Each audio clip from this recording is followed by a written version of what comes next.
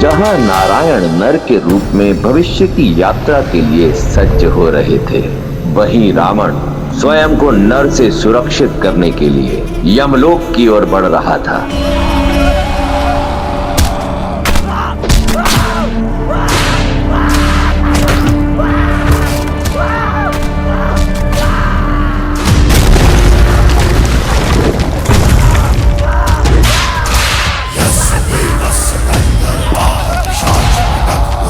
यम, कहाँ हो? समक्ष आओ। मृत्यु के द्वार पे खड़े होकर मृत्यु को पुकारने वाले दुष्ट, कौन हो तुम? महाकाल का एक भक्त, काल के देव का काल।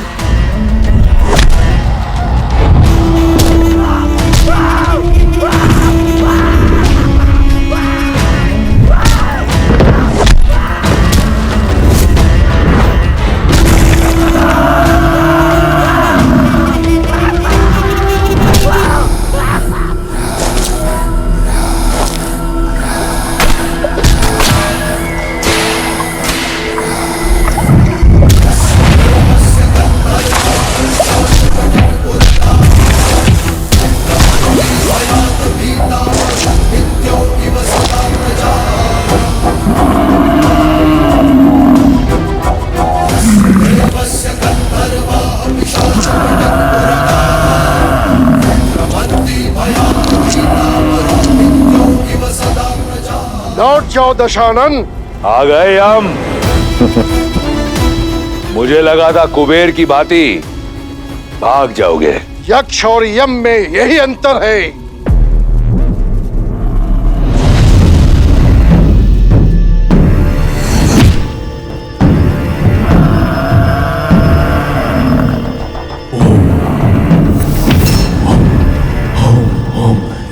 काल को ललकारने वाले अकाल मृत्यु को प्राप्त करते हैं।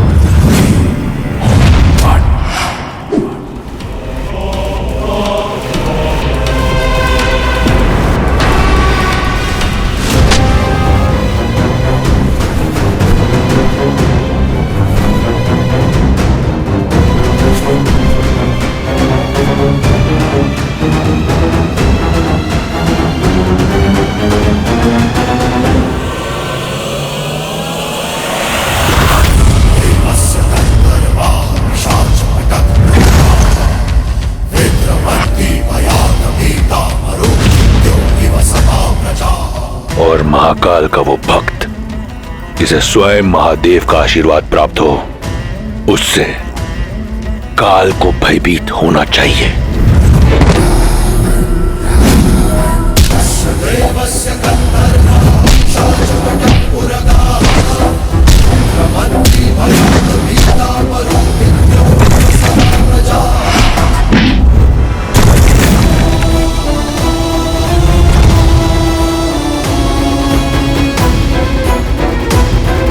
मूर्खता मत कर रावण।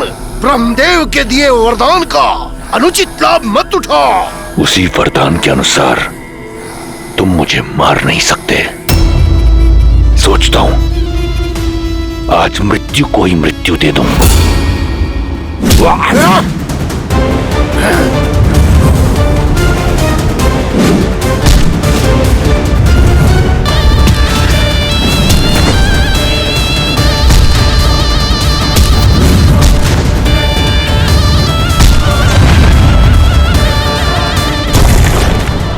यम, सावधान।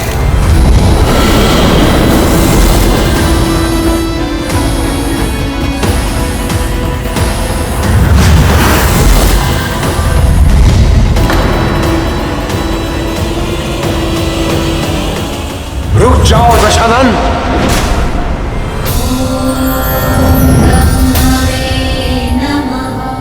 आप धर्मराज हैं यम, भूल गए इसकी मृत्यु आपके हाथों नहीं है। और रावण तुम मृत्यु को नहीं मार सकते, फिर भी यहां आए, चाहते क्या हो? बस इतना। मैं सबसे अभय हूं, परंतु नर से नहीं। वही अभय लेने आया हूं, अमृत। अमृत? अमृत नहीं मिल सकता। तुम अमृत के पात्र नहीं हो। जानता था। जाइए आप, परंतु मैं यहां से नहीं जाऊंगा। मेरा निश्चय अटल है। जब तक मुझे अमृत नहीं मिल जाता, मैं यहां से नहीं जाऊंगा। तुम्हें अमृत पान कराने का अधिकार मुझे नहीं है रावण। वचन रहा, रावण का वचन। मैं उस अमृत का पान नहीं करूंगा। यदि मैंने ऐसा किया तो आप अपना वरदान निष्फल कर देना। जो अमृत असुर प्रयास से भी ना पा सके, मैं उसे पाना चाहता हूं, अपने पास सुरक्षित रखना चाहता हूं। अब आपके समक्ष केवल दो ही मार्ग हैं। या तो आप इस असुर को वो कलश दे दें, या फिर यहां मैं यम को व्यस्त रखकर सबको अमर कर दूं।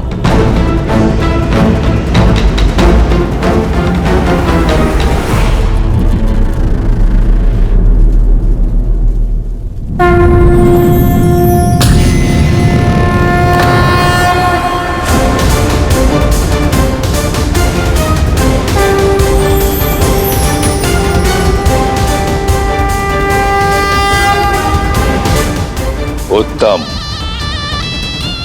अति उत्तम। वचन रहा, मैं इसका पान नहीं करूंगा। यह सर्वदा मेरे साथ सुरक्षित रहेगा।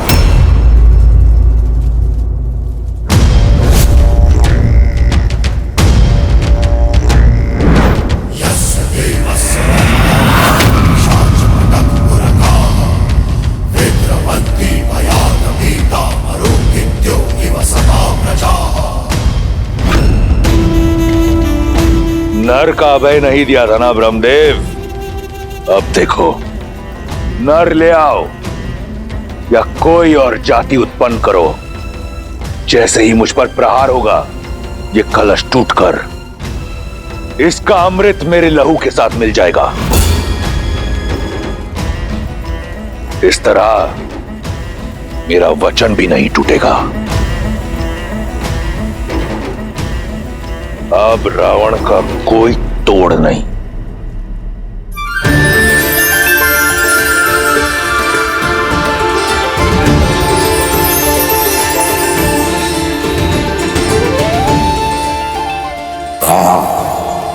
आकाश में घूमता यह हरा रंग इस बात का प्रतीक है कि राजकुमार गुरुकुल से अयोध्या के लिए प्रस्थान कर चुके हैं।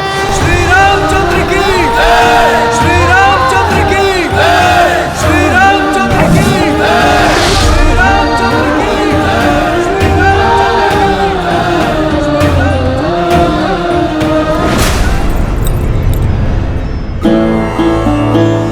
वर्षों से प्रतीक्षा थी एक क्षण की, वो आ ही गया। प्रतीक्षा तो हमने भी की है, अपने पुत्रों के लौटने की, और अपने पति के मुख पर प्रसन्नता और उत्साह देखने की। 9 वर्ष आपकी आंखें यहां नहीं थी, इसलिए आप ठीक से सोई नहीं ना महाराज। बस मेरा राम आ जाए और आकर सीधा मेरी भुजाओं में समा जाए। महाराज, आपके पुत्र बड़े हो गए हैं, आपकी गोद में नहीं समाने वाले।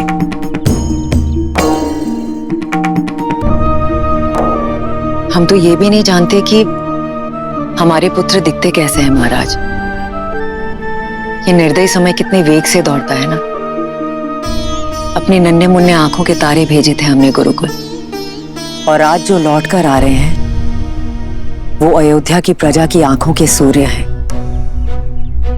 कितनी आशाएं, कितने दैत्व बंधे हैं राम से। आज के पश्चात राम का जीवन सदैव के लिए बदलने वाला है।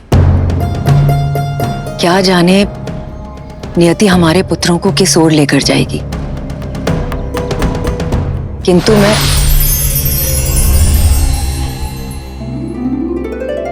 महाराज, इस रंग का क्या अर्थ है?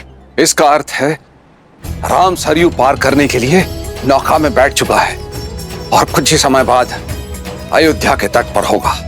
महाराज, मैं कौशल्या दीदी और सुमित्रा को बुलाकर लाती हूँ।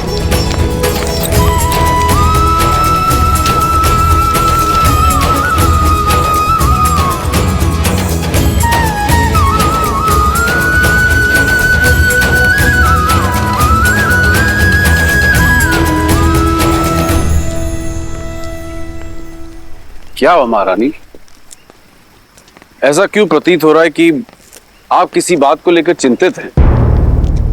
देवी गार्गी ने जो कहा वो सुनने के बाद एक माँ चिंतित कैसे ना हो महाराज। आप देवी गार्गी की कही हुई बात को इतनी गंभीरता से क्यों ले रही है महारानी सुनैना? हो सकता है उन्होंने जो कुछ कहा हो हंसी ठिठुल्ली में कहा। हाँ, पर उन्होंने जो भी कहा सच ही तो कहा है ना महाराज। और वो बात कहीं ना कहीं मेरे मन में अटक गई है। क्या सीता के लिए योग्य वर मिल पाएगा? अवश्य मिले। ऐसे क्यों कह रही हैं आप? हमारी पुत्री तो असाधारण है। इसी बात की तो चिंता है महाराज कि हमारी पुत्री असाधारण है। नदी कितनी भी बेगवती क्यों ना हो, यदि उसे उचित मार्ग ना मिले तो वो सागर तक ना पहुंचकर बीच में ही कहीं खो जाती है। हमें सीता के लिए उचित वर ढूंढना प्रारंभ कर देना चाहिए महाराज। किंतु उससे पूर्व हमारे लिए यह जानना आवश्यक है कि विवाह के लिए हमारी पुत्री सीता सज है या नहीं।